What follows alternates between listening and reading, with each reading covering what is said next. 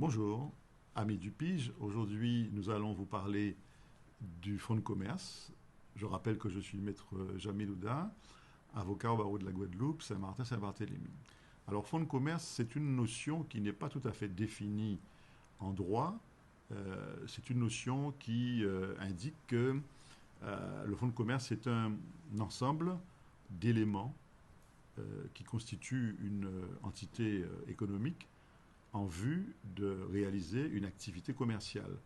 Alors, il est composé de deux séries d'éléments, des éléments qu'on appelle corporels et des éléments incorporels.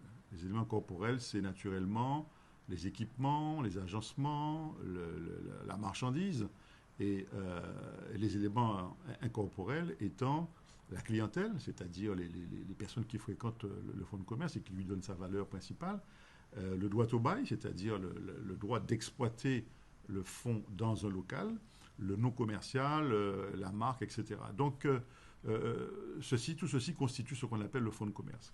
Alors, il faut distinguer le fonds de commerce de ce qu'on appelle le pas de porte.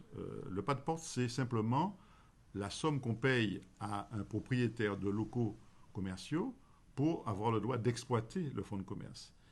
Souvent, quand vous souhaitez prendre à bail un local commercial qui présente un attrait particulier, eh bien, le propriétaire vous dit, monsieur, je suis prêt à vous louer mon local, mais à condition que vous payiez un pas de porte, c'est-à-dire un droit d'entrée.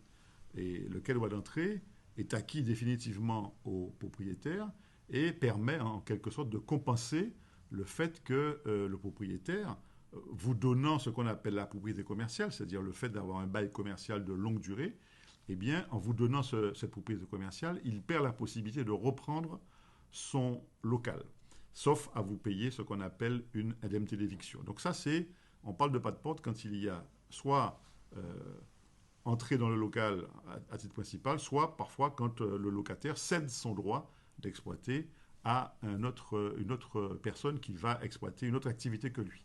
Et on parle de fonds de commerce quand il y a, outre le droit au bail, l'élément principal qui est la clientèle. La clientèle, c'est-à-dire le fait qu'il y ait un nombre de personnes attachées à ce fonds de commerce et qui lui donnent son chiffre d'affaires, son intérêt, son attractivité.